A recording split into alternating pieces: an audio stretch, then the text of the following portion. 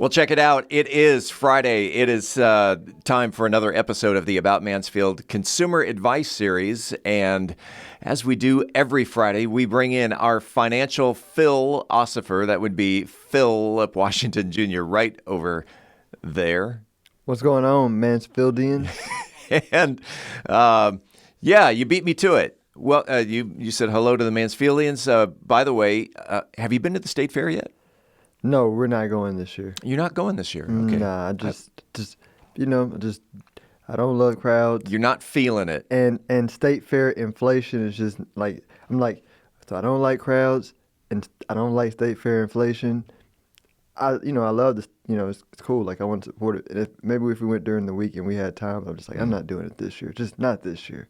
I went yesterday. How was it? Crowded. And it was inflated. But on your behalf, I said hello to Big Tex. Oh yeah, Big Tex is my dude. There you go. I love it. And try. You know what we are gonna do though. The businesses that we normally support when we're there, we're just gonna go see them outside of the fair. Yeah. Give them our money that way. Have you ever wanted to get into that Big Tex voice of howdy, folks? Howdy, it's Big Tex. I don't have as deep of a voice as you, Steve. We are here to talk about mind over money, rewiring your financial attitude. This is the continuing series of doing this. This is now episode 10 of the series. Real mindset attitudes people may have for not being able to change their thoughts about money. And should we just jump right into it? Let's do it. All right. Here is a real mindset attitude. I'm too comfortable in my financial habits to change. You know what? I'm actually going to give a different perspective than I gave in my podcast that is that hits this point, right? So, all right, do it. The current world that we're in, there's a lot of conflict happening between countries, between people, between everyone, and the thought behind the minds that are engaging in conflict is this, right? I'm too comfortable in my financial habits, right? Meaning like you have countries that are used to things going a certain way, and instead of changing their habits and gaining a different perspective, they want to like resist change, which leads to conflict on both sides. And that's literally like when my clients are asking me about war and markets and impacts and what's going on behind the scenes, I tell them, it's funny. I'll tell them I don't really listen to the news because I'm pretty confident they're lying. Lying's a bad word, but like they're giving me their perspective, which is not going to be the full truth. How about that? But I'm always able. It's weird though. I'm able to say, but here's the logic of their thinking, and this is likely what's happening behind the scenes.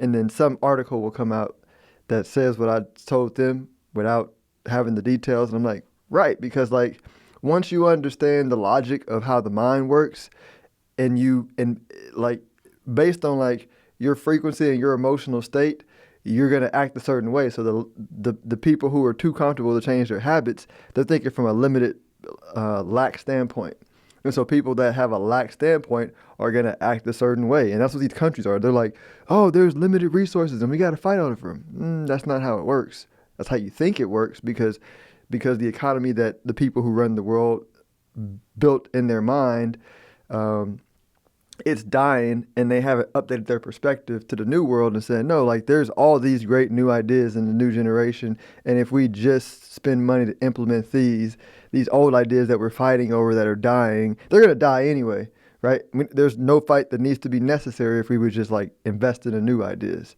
right? But that happens, war happens, right? The new ideas end up winning, and that'll play out. But it doesn't have to be this way. But it's a function of this statement right here. I'm too comfortable.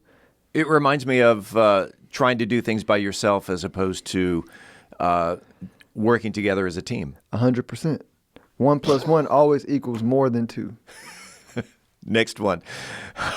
I'm too confused on immediate gratification to think long-term. Now, this reminds me of, this is why people subscribe to Netflix, because they want something, I want it now. I want to watch X-Men right now.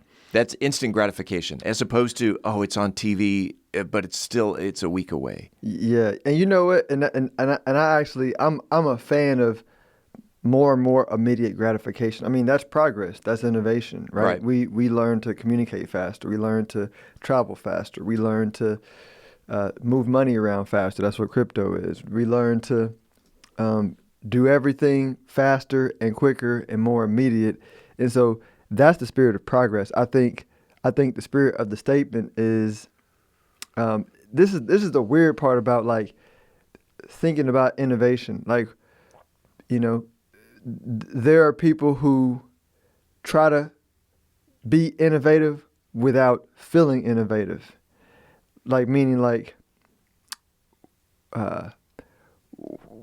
once you own the state of an open mind where you can accept the flow of ideas and thoughts without resisting and restricting them and allow them to just flow at you without resisting them, then you pick up on innovation quick. You become a conduit for inspiration, for bringing new ideas and new inspirational ideas into the world.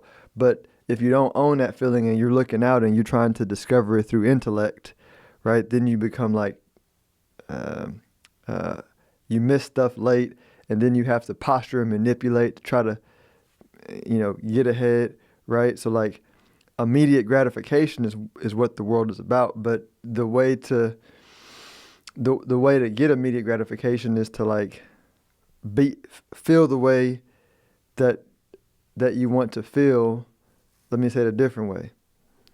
Some people want to feel good about their finances, and so they go buy a car that makes them feel rich. Right. Right?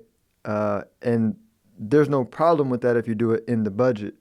There's no problem with it if you do it out the budget, right? You just got to deal with the pain of, like, the not having a sound budget. But what I'm saying is, if you own the feeling, if you just feel wealthy no matter what, you feel rich no matter what, then the urge to buy the car that puts you out of a budget, that's out of your budget, goes away because you're like, I don't need that to feel that way. Like I feel that way, right? And so I think that's what I'm trying to say is, like, feel the feeling, and then you're gonna flow everything from that into your life the way it should be, in proper order.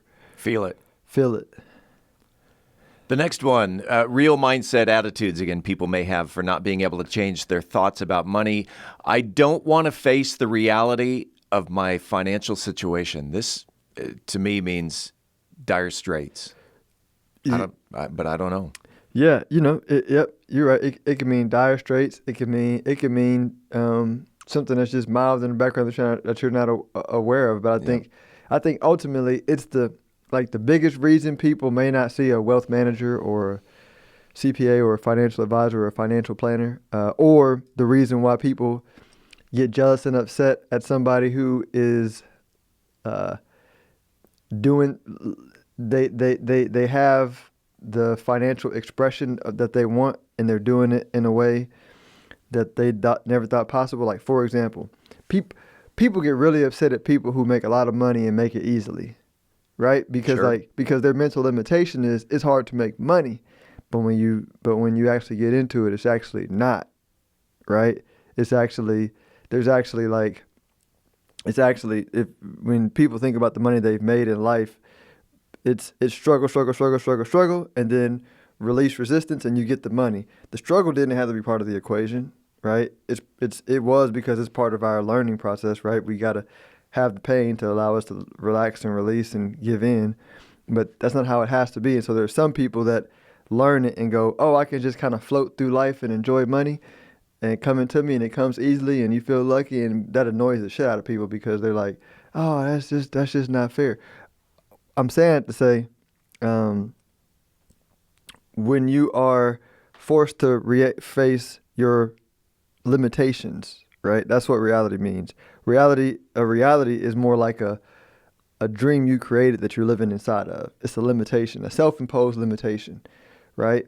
And when I say it that way, it makes sense. But since so many people judge other people's limitations, us as humans, right? I mean, literally, the word judgment means to see a reality, to see a limitation, right? And so because we judge limitations it doesn't feel good to look at our own limitations without judging it, because that's what we judge. But if you just move into a thought of, I just don't judge other people's limitations. I don't judge my limitations. I don't judge other people's limitations. That's just the natural part of like how you live life. Like once you get to that point, then you become more like a molder of reality, right? Think of like if I see those comic book things where you have like this God that's shaping reality, and like with you know what I'm saying, like without judgment, like you become that because you go, oh, here's my life. I'm looking at it neutral. Oh, when I'm in this situation, I like to argue. When I'm in this situation, I like to do this. No judgment. I don't prefer to argue. Okay, let me just think about feeling the way I want to feel in this situation, so it diffuses the argument, right? And that's I think meditation helps with that.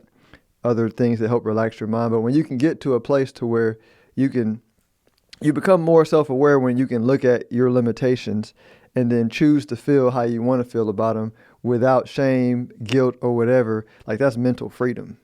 And I think that's the energy behind that statement. We're going to squeeze in one more. We're going to call this a bonus mindset attitude. I don't believe in the power of positive thinking or mindset shifts. Yeah, so this is a good one. This was I think the best way to answer this is weird, because belief, the mechanism behind belief is weird. So like belief is gonna give you reason related to the belief. So people think reason is how you create things. No, reason is just like the reason given by belief, right? So like if you believe in a bias, then the algorithm of the world will keep feeding you that bias, right? Like if you just hate angry drivers in the morning on the way to work, you're gonna keep running into angry drivers, because like that's the reason that follows your belief. And so the people that don't believe in the power of positive thinking, there's nothing I can say to change that. Well, that's like you buy a new car, and all of a sudden you start seeing those same cars on the road. Mm-hmm. And you go, wow, I've never noticed that those cars, whatever make and model you're driving, are now all over the place. Mm-hmm.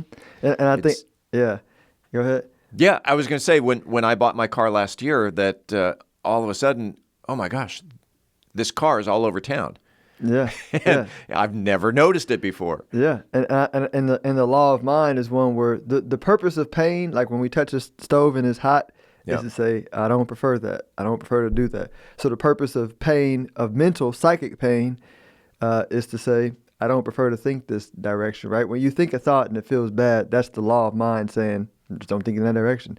Think the opposite, think positive, right? And so like I'm saying, the best cure for not believing in positive thinking is keep thinking negative thinking. That's and right. Then at some point, the pain is going to get too hard for you to bear, and you're going to find some source of positive thinking that relieves the pain, and then you'll become a believer. That's Phillip Washington Jr. He's good. He's good. Hey, have you ever thought about doing a live event? Yes, thank you for prompting this. We have one coming up November 14th. You can get the details on my Instagram profile, Ask Phillip, or my Phillip Washington Jr. LinkedIn page or Facebook pages in my links. But it's really about this. We're going to have a yoga meditation practice, and then we're going to go into mental practices of how to reshape your thoughts and how you feel about your thoughts around money. Like, and I like it's literally what I use to help open up my mind more and more. And I feel like it's going to be a really good event. I'm getting some good feedback on it. Yoga and money. Yes. How to stretch the dollar. Oh, I like that. I wish I would have thought of that before we created the event. How to stretch the dollar. Well, I'm the marketing guy. We do this every Friday. Phillip, have a great weekend. Let's do it again next week. You too, Steve. Thanks.